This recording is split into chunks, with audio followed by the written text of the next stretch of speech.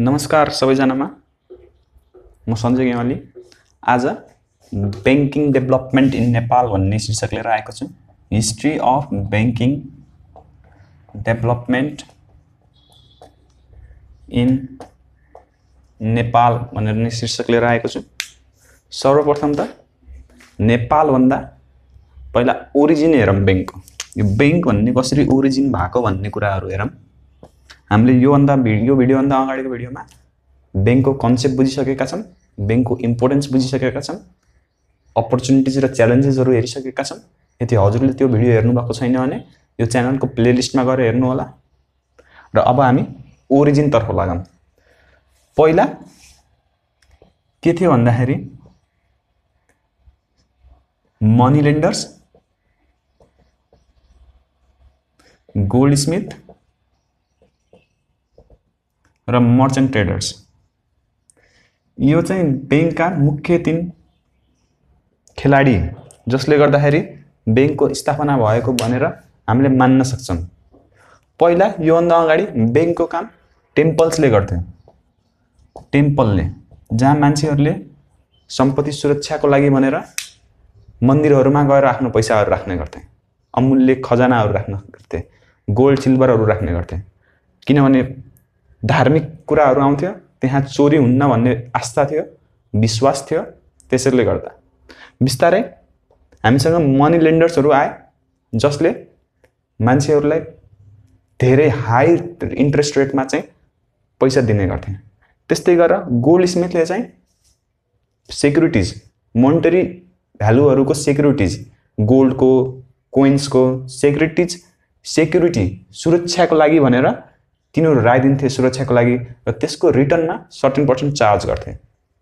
Merchant ट्रेडर्सहरुको चाहिँ यिनीहरु चाहिँ व्यापारी हुन्। तिनीहरु चाहिँ एउटा ठाउँबाट अर्को ठाउँमा गइराख्नु पर्थ्यो। त्यसैले पैसा एउटा ठाउँबाट अर्को ठाउँमा लिएर जानको लागि तिनीहरुलाई गाह्रो हुन्थ्यो। हो त्यो गाह्रो हटाउनको लागि चाहिँ यिनीहरुले के गरे, रेमिटान्स, एउटा ठाउँबाट पैसा अर्को ठाउँमा पुर्याउने कन्सेप्टहरु लिएर आए। यसरी यस्तो कन्सेप्टहरु निस्क्यो। हेर्नु त यहाँ लेन्डिङ गरे ह, यहाँ डिपोजिट गरे ह, यहाँ रेमिटान्स गरेछ, एउटा ठाउँबाट अर्को ठाउँमा पैसा पठा। यसरी चाहिँ के भयो भन्दाखेरि बैंकको कन्सेप्टको डेभलप भयो। अब हामीले हेर्न सक्छौं यो बैंक भन्ने शब्द ल्याटिन वर्ड बैंकाबाट आएको हो, फ्रेन्च वर्ड बैंकीबाट आएको हो र इटालियन वर्ड बैंकस भनेर आएको। यो पनि हामीले लेख्न सक्छौं। र त्यस्तै गरेर अब हामीले संसारकै पहिलो बैंक अफ भेनिस भनेर 1157 एडी मा इस्टाब्लिश भएको। त्यसपछि बैंक अफ बार्सेलोना भनेर 1401 मा इस्टाब्लिश भएको। बैंक अफ जेनेभा भनेर 1407 मा इस्टाब्लिश भएको र बैंक अफ इंग्ल्यान्ड भनेर 1694 मा इस्टाब्लिश भएको। यसरी बैंकहरु इस्टाब्लिश हुने क्रम, ओरिजिन क्रम के भनेर बुझ्ने हो, यसरी सुरु भएको हो भनेर हामीले लेख्नु पर्छ। यो त थियो वर्ल्डमा बैंकको ओरिजिनको कुरा। अब हामी चाहिँ बैंकिङ डेभलपमेन्ट इन नेपाल हेरौँ। बैंकिङ डेभलपमेन्ट इन नेपाल, नेपालको बैंकिङ डेभलपमेन्टलाई हामीले विभिन्न फेजहरुमा हामीले हेर्न सक्छौं। फेज 1, फेज 2, फेज 3 भनेर। र हामी सुरु गरौँ फेज 1 बाट।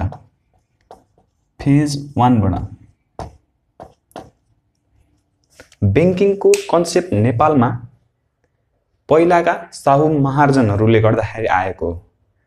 तिनीहरुले लेन्डिङका ट्रान्ज्याक्सनहरु गर्थे र त्यहीबाट बैंकिङको कन्सेप्ट आएको। सुरुमा पहिलाको स्टेजमा हेर्दाखेरि हामीले हेर्न सक्छौं बैंकिङको कन्सेप्ट गोरखाको राजा रामशाहको पालामा रामशाहले के गरे, गोरखाका राजा थिए यिनी। गोरखाका रामशाहले के भने क्याशमा चाहिँ 10% मात्र इन्ट्रेस्ट रेट चार्ज गर्न पाइने टल्के छैन। र कमोडिटिजमा 20% इन्ट्रेस्ट चार्ज गर्न पाइने, योभन्दा बढी इन्ट्रेस्ट चार्ज गर्न नपाइने भन्यो। र त्यस्तै क्यासमा एक्युमुलेटेड इन्ट्रेस्ट 100% भन्दा बढी गर्न नपाइने, चार्ज गर्न नपाइने भन्न खोजेको 100 रुपैयाँ ब्याज लिएको भनेपछि लोन लिएको भनेपछि यसको इन्ट्रेस्ट चाहिँ बढीमा बढी 200 भन्दा माथि जान पाउन्न भनेको। कमोडिटिजमा 200% भन्दा माथि चार्ज गर्न नपाइने भनेको एक्युमुलेटेड इन्ट्रेस्ट। यसरी यो कन्सेप्ट सुरुमा आयो। त्यसपछि मानदेवले मानाङ्क भन्ने करेन्सी लिएर आए। करेन्सी पृथ्वीनारायण शाहले मोहर लिएर आए। सुन चाँदीको ट्रान्जेक्सनको कुरा आयो।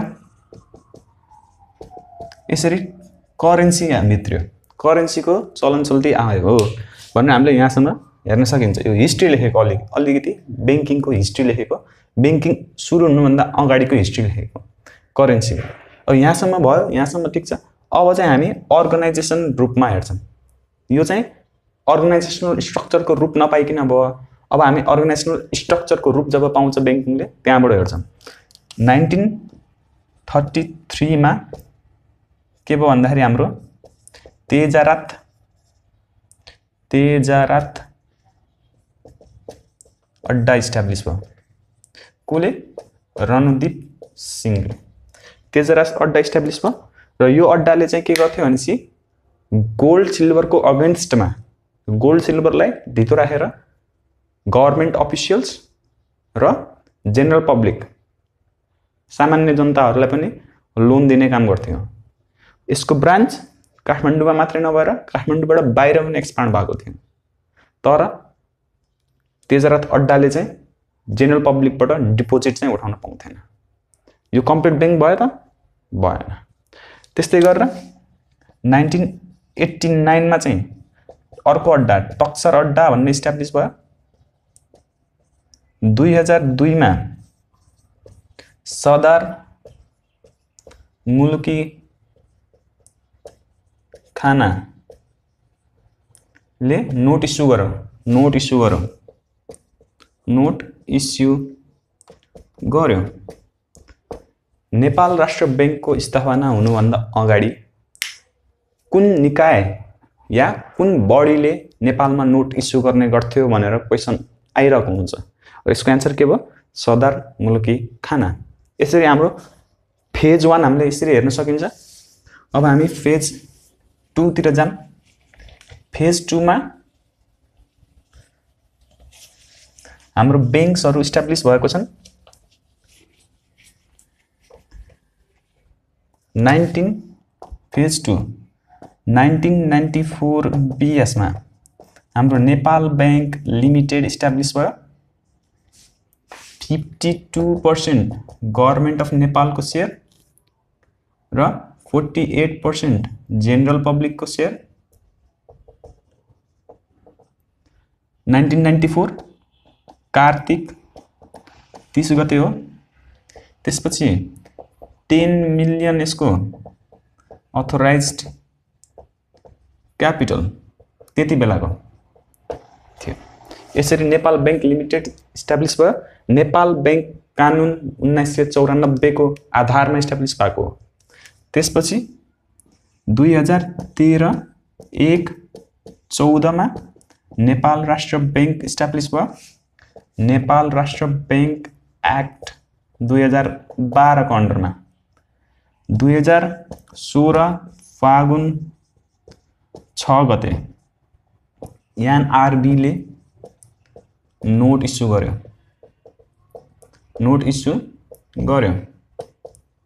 ठीक छ। 2016 मै NIDC Nepal industrial development corporation establish भयो एनआईडीसी एक्टको अन्डरमा। त्यसपछि 2020 मा सेभिङ कोअपरेटिभ ब्याङ्क इस्टाब्लिस भयो हैन। त्यसपछि 2022 10 महिना 10 गते राष्ट्रिय वाणिज्य ब्याङ्क इस्टाब्लिस भयो। केमा? राष्ट्रिय वाणिज्य ब्याङ्क एक्टमा। त्यसपछि 2024 10 महिना 7 गते एडीबीएल इस्टाब्लिस भयो। एडीबीएल एक्ट अनुसार र 2030 मा एडीबीएल ले सेभिङ कोअपरेटिभ बैंक एससीबी सर्टकटमा लेखेको छु, फेरि स्ट्यान्डर्ड चार्टर्ड बैंक सोच्नु होला, र land reform and saving cooperative corporation saving कर्पोरेसनलाई मर्ज गर्यो। मर्ज गर्यो हो। यसरी हाम्रो फेज 2 को बारेमा हामीले लेख्न सकिन्छ। यसरी बुझ्न सकिन्छ। केही कुरा छैन यस्तो गाह्रो, खाली के इस्टाब्लिस कति बेला इस्टाब्लिस भयो भन्ने मात्रै कुरो हो। त्यसपछि अब हामी फेज 3 तिर लाग्छन्। फेज 3 मा टन्नै प्राइभेट बैंकहरु इस्टाब्लिस भएका छन्। फेज 3 मा जाम 2031 मा कमर्शियल बैंक एक्ट आयो। कमर्शियल बैंक एक्ट 2040 मा इकोनोमिक लिबरलाइजेसन आयो। प्राइवेटाइजेसन र ग्लोबलाइजेसन को कन्सेप्ट आयो। त्यसपछि 2041 3 महिना 31 गते नोबेल बैंक आयो। नेपाल अरब बैंक लिमिटेड त्यति बेला। 2042 मा Nepal investment bank, Nepal Indosuez bank त्यति बेला। 2043 मा standard chartered bank, Nepal Grindlays bank त्यति बेला इस्टाब्लिस भयो। त्यस्तै 2042 मा फाइनान्स कम्पनीज एक्ट 2052 आयो। 2042 मा आयो। 2042 आयो। 2052 मा डेभलपमेन्ट बैंक एक्ट 2052 आयो। 2057 मा फाइनेन्शियल सेक्टर रिफर्म प्रोग्राम आयो। 2058 मा एनआरबी एक्ट 2058 आयो, जसले एनआरबी लाई सुप्रिम बडी भनेर इन्ट्रोड्युस गर्यो। सुप्रिम बडी भनेर इन्ट्रोड्युस गर्यो। ठीक छ। 2058 59 60 बाट मोनेटरी पोलिसी आयो। 2059 मा banking and financial institution ordinance BAFIO आयो, जसले यो कहाँ गयो? यो कमर्शियल बैंक एक्ट, यो finance companies act, development bank act, ADBL act, RBB act, Nepal bank कानुन, त्यस्ता सबैलाई के गर्यो भन्दाखेरि आफूमा मर्ज गर्यो। यसरी 2059 मा बाफियो आयो। 2063 मा यही बाफियोलाई हटाएर बाफिया आयो, banking and financial institution act 2063, जसले बैंकहरुलाई के गर्यो? A class, B class, C class, D class मा डिभाइड गर्यो। ठीक छ। त्यसपछि हामीसँग 2063 मै हो। 2063 मै कम्पनीज एक्ट आयो। ठीक छ। यसरी हाम्रो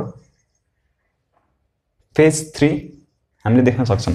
अब हामी फेज 4 तिर जाम। फेज 4 भनेको अहिलेको स्ट्याटस, करेन्ट स्ट्याटस भनेर पनि बुझ्न सकिन्छ।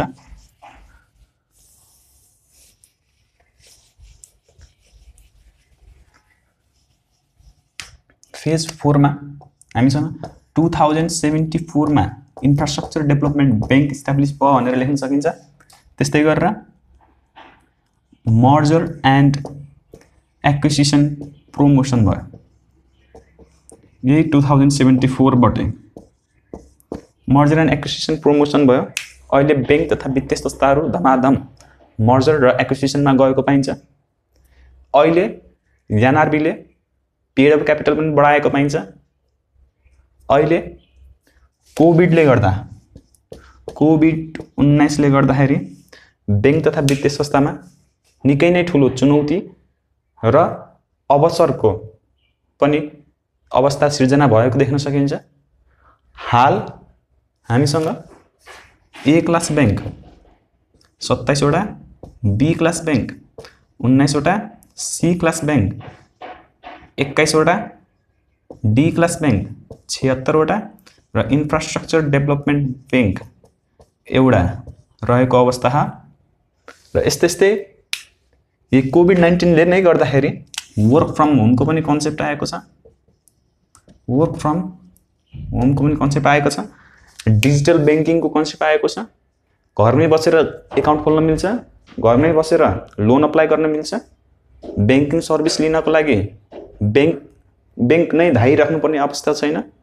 र यसरी हामीले अहिलेको सिचुएसनलाई पनि जोडेर बैंकिङ डेभलपमेन्ट, नेपालमा बैंकिङ डेभलपमेन्टको हिस्ट्रीलाई यसरी हामीले कम्प्लिट गर्न सक्छौं। हस् त, यदि हजुरलाई आजको भिडियो मन परेको भए हाम्रो च्यानललाई चाहिँ सब्स्क्राइब गर्न नबिर्सिनु होला। धन्यवाद।